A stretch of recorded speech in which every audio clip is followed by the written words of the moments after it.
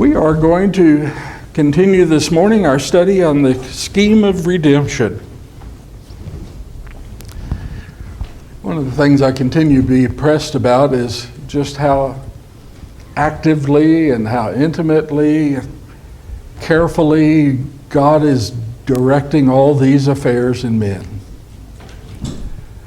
As from the beginning, from the moment sin entered the world, he immediately set forth that plan, the promises, the covenant, all of it, working through the seed of an entire nation, ultimately through that in a specific tribe, one would come forth to be the Savior of the world. The problem we get to now is that collective nation is going to divide. And each part of it, due to their disobedience, their rebellion, ultimately is going to be destroyed. So how can that work?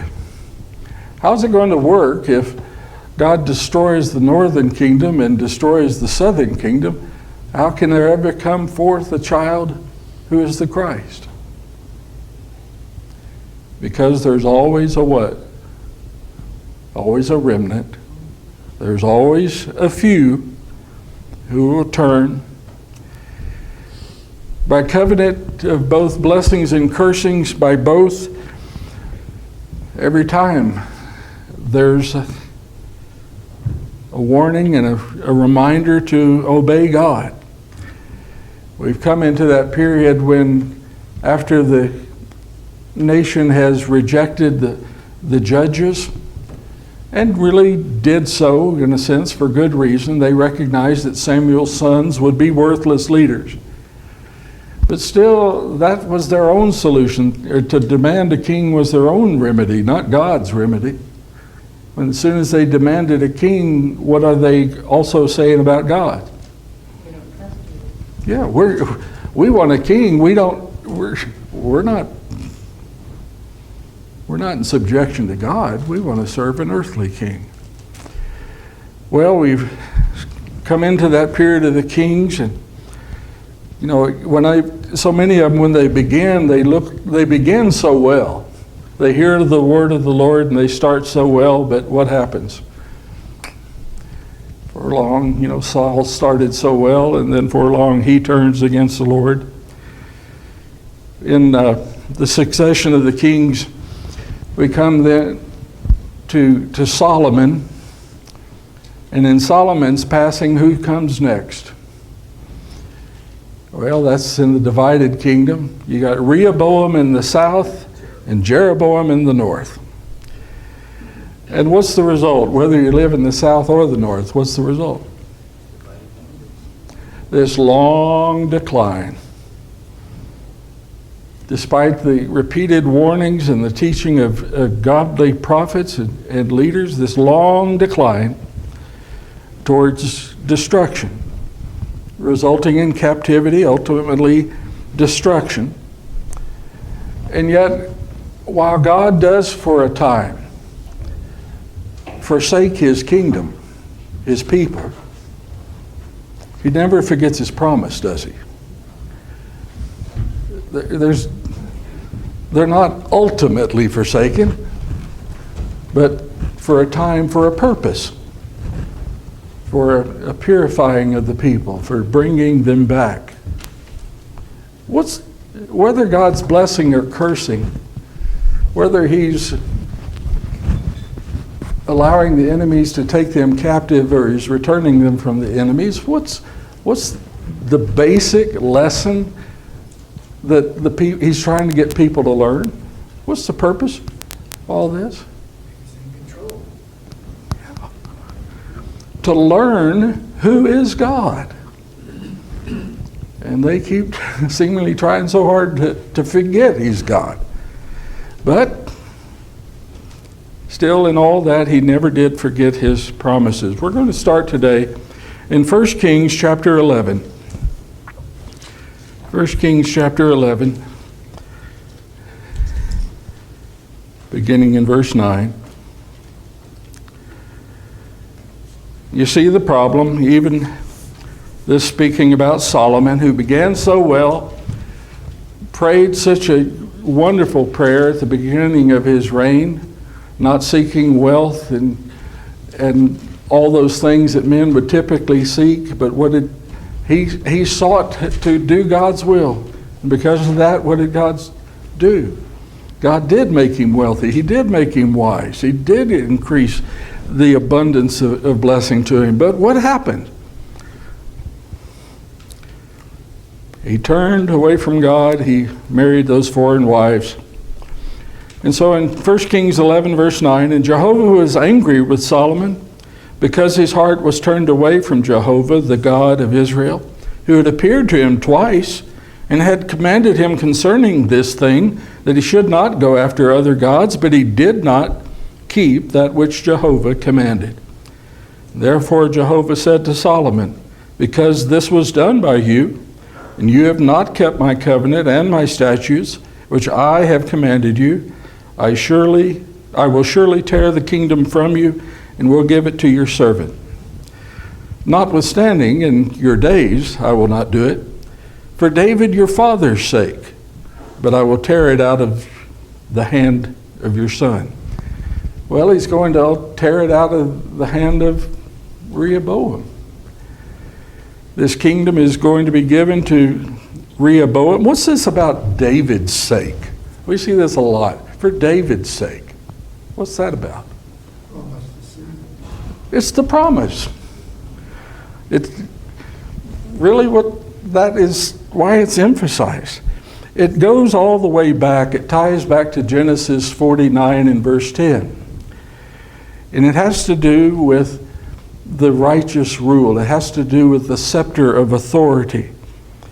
That the lawgiver would come from Judah, and the king was to descend from David. I'm going to turn back and read that. Genesis 49 and verse 10.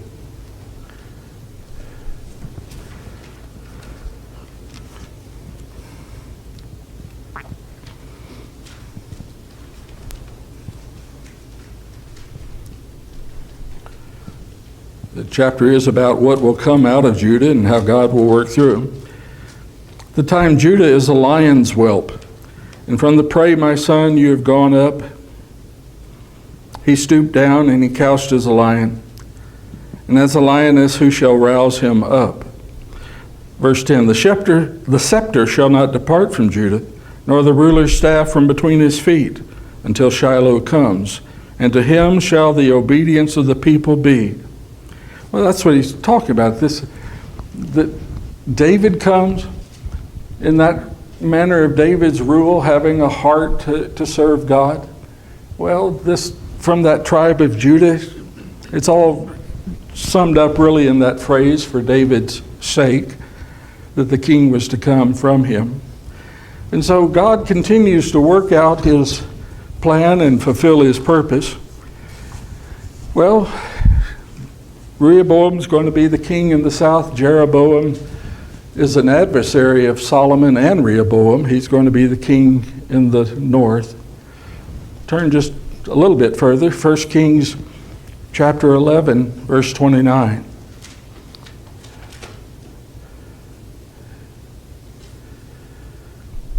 Jeroboam, verse 29. And it came to pass at that time, when Jeroboam went out of Jerusalem, that the prophet Ahijah, a Shilonite, found him in the way. Now Ahijah had clothed himself with a new garment, and the two were alone in the field. Ahijah laid hold of the new garment that was on him, and tore it in 12 pieces. And he said to Jeroboam, take 10 pieces, for thus says Jehovah, the God of Israel, behold, I will tear the kingdom out of the hand of Solomon, will give 10 tribes to you. But he shall have 1 tribe for my servant David's sake, and for Jerusalem's sake, for the city which I have chosen out of all the tribes of Israel. So, Jeroboam's going to have 10. It keeps saying Rehoboam will have 1, but really it's 2. It keeps emphasizing the 1 because it's Judah. That's the important thing. And this tribe of Judah is preserved. Of course, it's the smallest tribe out of the smallest remnant out of Judah. But again, who's directing all of this? I mean, certainly God is. There's all this jealousy and rivalry between men like Rehoboam and Jeroboam. That continues. You know, it's not God causing the split, but God is determining to whom the tribes are given. It's this pride and rebellion on both of their parts that causes the problem. Well, think about Jeroboam in the north. What's his concern? Okay, I've got 10 tribes. How am I going to keep them loyal to me so they don't turn back to God or don't turn to Rehoboam? What's he going to do? What's he willing to do? Pardon? They're going to set up a place of worship. You know, and it's amazing the motives for doing so. The reasons for doing so. All 12 tribes by covenant are commanded to worship only Jehovah. But Jeroboam decides maybe it'll be better if I set them up another way to worship. You know, I'll set this up so, well, really his excuse for doing so it's easier to do it. You know, you don't have to go to all that trouble to go down to Jerusalem and yeah, it's too far and it's uphill too. They're going south, but it is uphill to Jerusalem. That's just too much trouble. Look at 1 Kings chapter 12, verse 26. Rehoboam is going to set up and establish places for pagan worship so the people just don't have to, I guess, bother themselves to go with all the way down to Jerusalem. 1 Kings chapter 12, verse 26.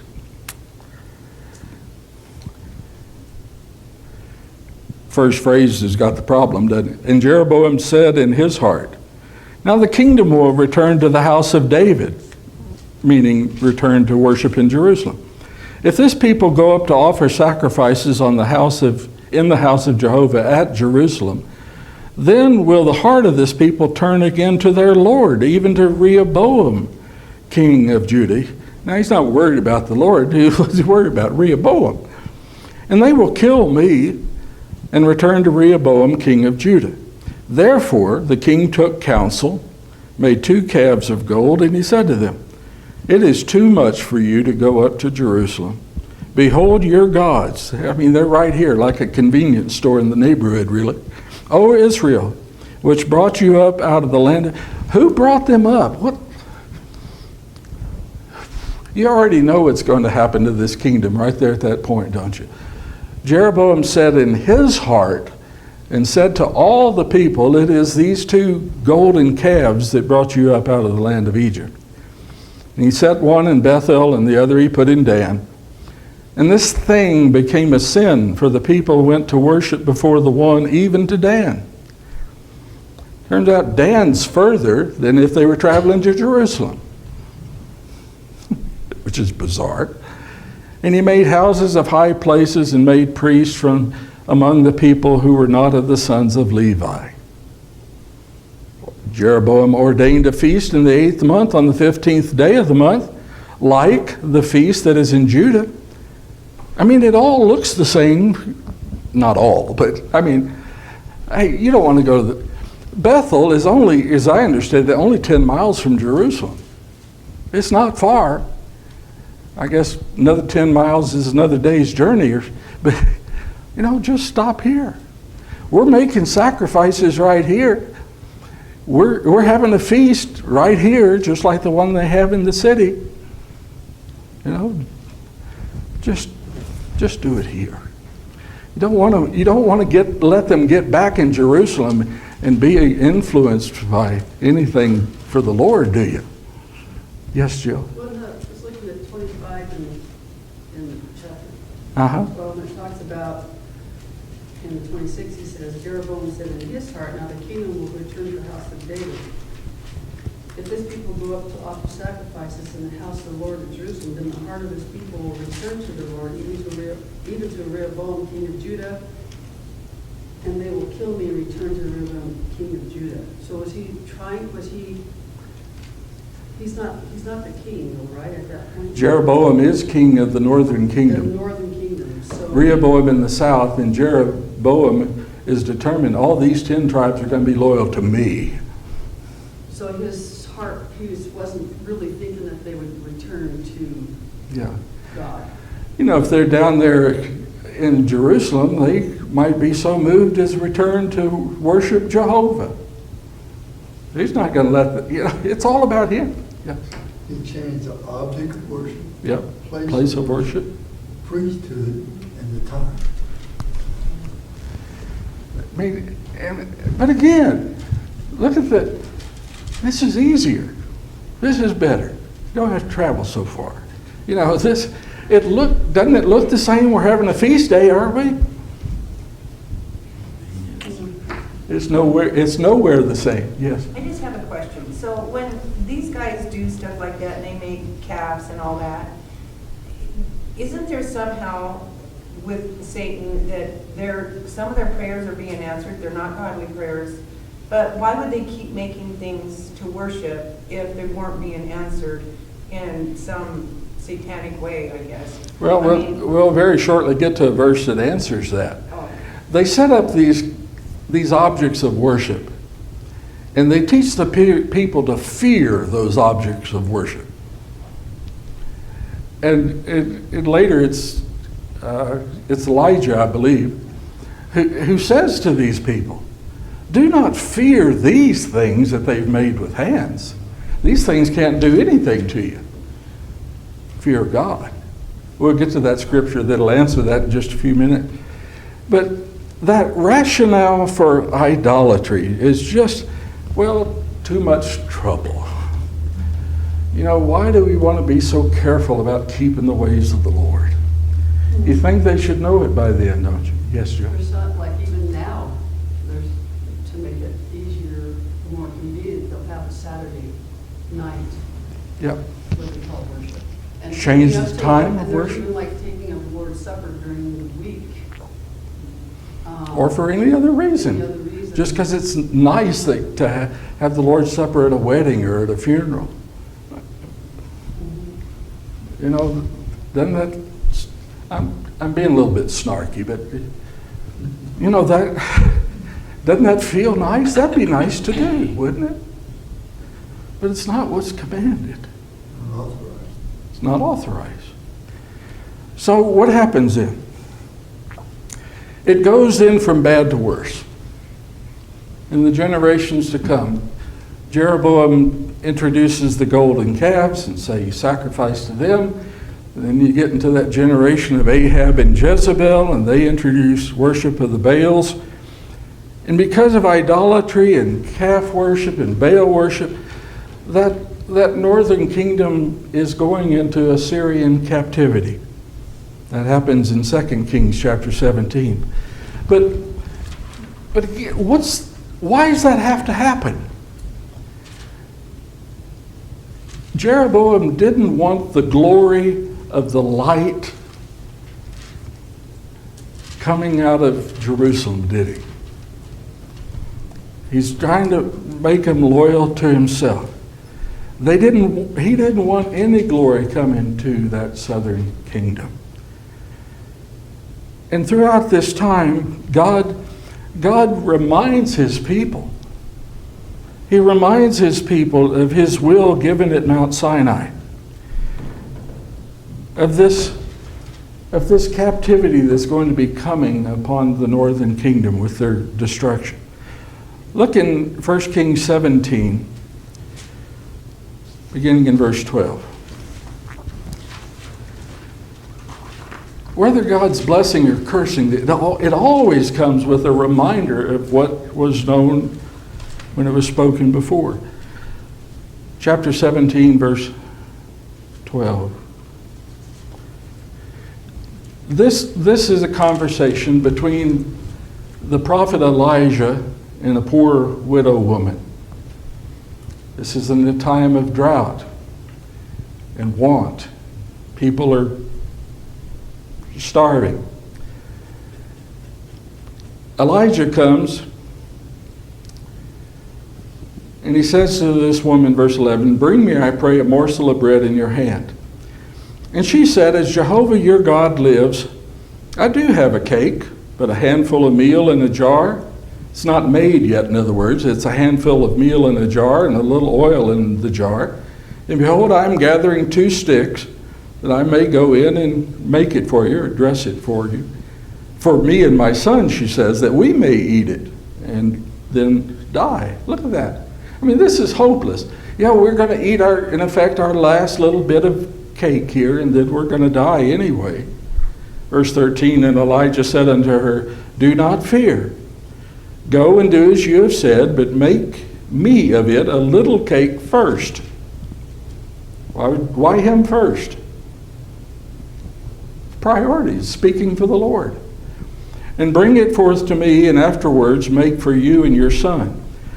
For thus says Jehovah, the God of Israel, the jar of meal shall not end, neither shall the jar of oil fail, until that day that Jehovah sends rain upon the earth." And she went and did according to the saying of Elijah, and she and he and her house ate many days. The jar of meal did not end, neither did the jar of oil fail. Why? Because they did precisely according to the word of the Lord. What did he said, "Make it for me first." She did. Then she and her son ate, and the food didn't fail. They didn't die, did they? God is continually reminding the people, isn't he? Keep his word. Do as he instructs. Even in the times of want, when it is hopeless as it has been there. The Lord's going to provide. His plan does. Neither the grain nor the oil failed. What's the lesson? God does not fail. Yes, Joe? Well, I was thinking that she didn't know this. Did she know who this was? I mean, when you think about it, I don't know if somebody, my child, and that's quite a big step there for someone to just do that. Really. We don't know all the way God's works, but can't you suspect that God has made himself known just through the presence of Elijah coming? She can recognize in Elijah, the Spirit of Jehovah is with this man. God would make that known. I mean, there she is in that moment of really destitute. We're going to eat our last little bite of bread, and then we're going to die anyway. Hopeless. Where does she find her hope then? Glad you asked the question. Where does she find her hope? In the word of the Lord. In the word of the Lord. But can I just, Mm-hmm. I was just reading on, but then when her son died, and she must not have really had the idea that this was God, because at this end of this chapter it says, "Then she knows that I know that you are a man of God, and the word of the Lord from your mouth is true." So she still had doubt at some point, because now she knows, you brought my son back from the dead, Yeah. Again, where's her hope? Still. By the word of the Lord, and specifically by obedience to the word of the Lord. And you can see that when she didn't question and serve him first when he requested her.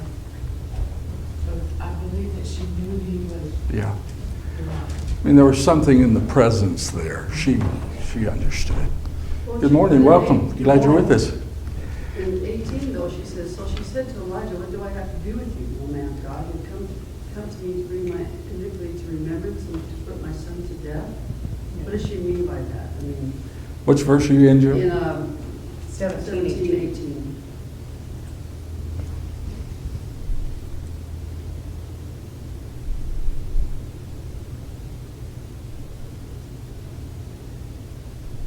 curious about it, with it's meaning there. So she must not have been a real good believer in God, because she wouldn't say something like that. Did you come to remind me of my sin? Hey, how many times do we see that? Always. I mean, Job's wife, Yeah. Sarah, I mean, how many times? I mean, this is just showing the reality of being human. Yeah. And what's he turn around do?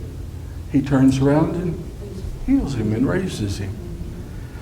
You know, yeah, it's face it, it's tough. First she's destitute, fear of death.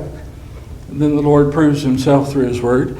Then the son actually dies and the Lord proves himself again by restoring his life. But what did she attribute it to? My sins. She thought their sins We're caused. not done. And that was a very Hebrew mindset, wasn't it? Still in the New Testament. You know, their contention is, if you're destitute, if you're dying, if you're sick, you deserve it. Now, sometimes when sin goes to the extreme, yes. But they just consider in every course, well, if you're sick, it's your fault. And really, it's by assuming that, it's always a way to take your eyes off of God. You know, okay, this is just how it is, I sinned, you know. Well, that's true, but what can God do, even through sinners? Can God restore life? Can he provide hope? That's what's being demonstrated. Yes, Joe. Well, but just like Job, that's what they said, you just admit what you've done wrong. Mm-hmm. So it's not always you go through trials because You did sin. you did sin. I mean, you might not even have sinned and go through trial. I know we all sin, but like you're saying, that mindset was if you were destitute, and you must have surely done something wrong. Yeah. And in fact, everybody has sin. Yeah, but, you know, they take it to the extreme. What are Job's 3 counselors doing? You know, I think they're trying their best. They just don't understand how God works. And he's, in each of these cases, revealing how he works. And all of this that comes is prophesied. You know, everything that's coming against this northern kingdom in their captivity to Assyria, it's all prophesied. In 2 Kings,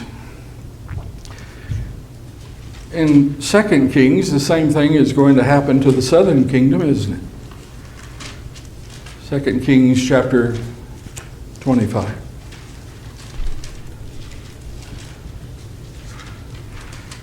He does the same thing.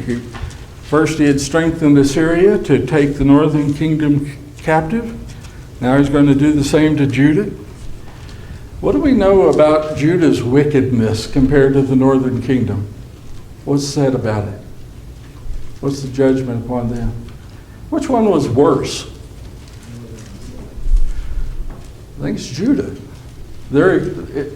I should have looked up that specific references. Their wickedness far exceeded that of her evil sister in the north, it says.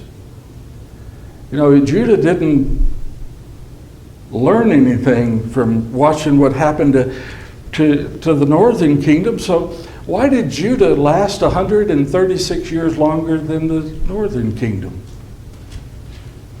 Why would that be? Because periodically there would be a good king in Judah. You know, it's going from bad to worse. But then there would come a king who would do his best, who had his heart set to restore the law and right worship of Jehovah. You know, we've got several of those good kings, Josiah, and David, and Asa, and Hezekiah, and then Zedekiah. And you get to those last two, and we're getting really, really close to the end. And things are extremely dark and dire. But you got those men, even near the end, who are trying to turn the people back around. brings up a question. What makes a good king? In the simplest way you might say it, what makes a good king? Obeying the laws of God. The one who tries to cause the people to obey God. You know, what you typically have is a king who's evil leading the people to do more evil. Don't get too many kings that are truly good trying to cause the people to be good and devoted to the Lord. That's really the difference between a good king and a bad king. Which way you're trying to get the people to turn. Well, Josiah will come. He is known. It's prophesied he's coming. If you go back to 1 Kings 13 and verse 2, it's foretold about him that he's the kind of man who will restore or seek to restore right worship. 1 Kings 13, verse 2.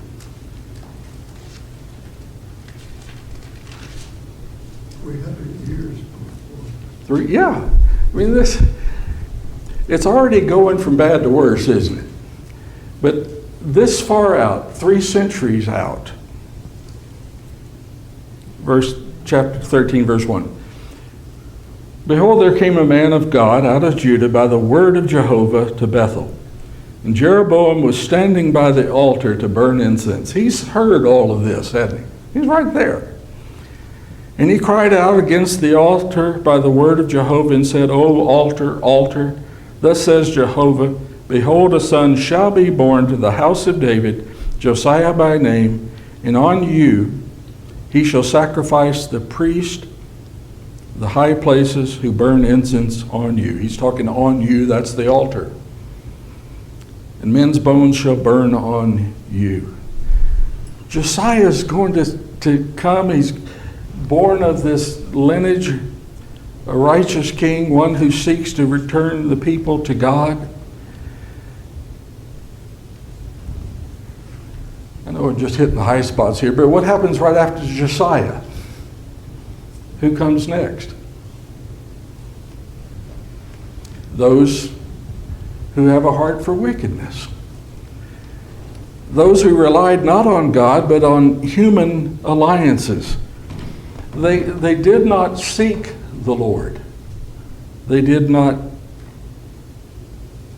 obey his word. And that too is prophesied. If you look at Isaiah chapter 31 and verse 1, it's exactly what it says of them.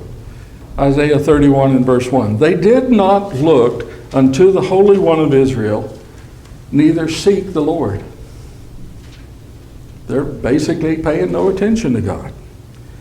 And so what did God do to that southern kingdom of Judah?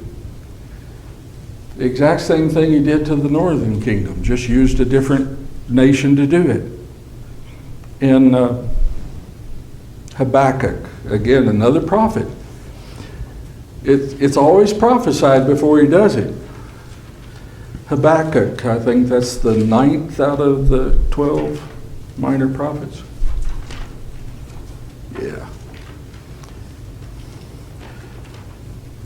Habakkuk chapter 1, verse 6. Just as God had raised the Assyrians against the northern kingdom, here he is in Habakkuk 1, verse 6. For behold, I will raise up the Chaldeans. The Chaldeans, another name for the Babylonians. That bitter and hasty nation that marched through the breadth of the earth to possess dwelling places that are not there. They are terrifying and dreadful. Their judgment and their dignity proceed from themselves. Isn't that amazing? I mean, these are a truly wicked people. But through whom is God working? To judge his own people who are exceedingly more wicked than that. Judah is in fact compared, they're said to be more evil than all the nations around them. So God is righteous in using another wicked nation to destroy them. He's not abandoning his people. He's certainly in that even what he calls forsaking, he still remembers his promises. But he's determined by whatever means it takes that the inhabitants of this earth, not just his own nation, but that the inhabitants of all the earth are going to learn righteousness. Doesn't mean they're going to follow it. Doesn't mean they're going to obey it. But one way or another, people are going to learn of God's righteousness. Specifically, they're going to finally put it together, if not until the last day, in the final judgment. They're finally going to put together that God's judgments are righteous. I always think about that last scene before Judah is destroyed. What are the people saying about the Lord? Really much like Jeroboam in the north had said about those two calves. He said, these calves are who brought you out of the land of Egypt. Judah does the same thing just before they go into captivity. They're saying, so long as we're sacrificing to idols, our life is good. But when we sacrifice to God, everything goes wrong. You know, that's a point where God cannot do anything but destroy them. But all of it is for this purpose, that they will learn righteousness. Isaiah chapter 26 prophesies of that. Isaiah 26, verse 9. Just begs the question, has the world learned it yet? No. I'm going to start in verse 8. Isaiah 26, verse 8. Yes, in the way of your judgments, O Jehovah, have we waited for you to your name. Even to your memorial name is the desire of our soul. With my soul I have desired you with the night. Yes, with my spirit within me, I will seek you earnestly. For when your judgments are in the earth, the inhabitants of the world learn righteousness. What's all this about? This is how it works. How do you ever come to understand the scheme of redemption? How do you ever come to enjoy the benefits of God's salvation unless you learn righteousness? Well, the remnant will learn. Ultimately, past the captivity and the restoration of that remnant. And so, I've got to wind this up here. How long have we seen this? I mean, it's all about the choices that people make. It's been said ever since Deuteronomy chapter 30, verses 1 through 3. It's said many times before that, many times since. You know, here's the Lord. This is what I say. This is what you shall do. This is what you shall not do. You will either be blessed or you will be cursed. I mean, it's been said by this time 1,000 times. It all comes down to what people choose. As with Jeremiah, Jeroboam, what did he say? First words. What he set himself to do in his own mind, in his own heart.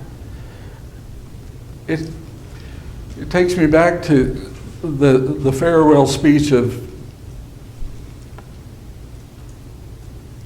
Joshua. Joshua 24, verse 15. There he is, near to drawing his last breath. And he's talking about the choices people make. Whether it is a distressful thing to you to obey the words of the Lord, or whether you want to keep the God's commandments. And what's Joshua conclude on his deathbed?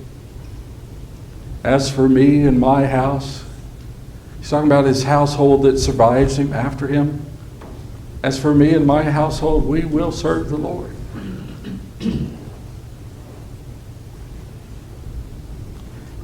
Yes, sir. They were so humiliated after the destruction of Jerusalem.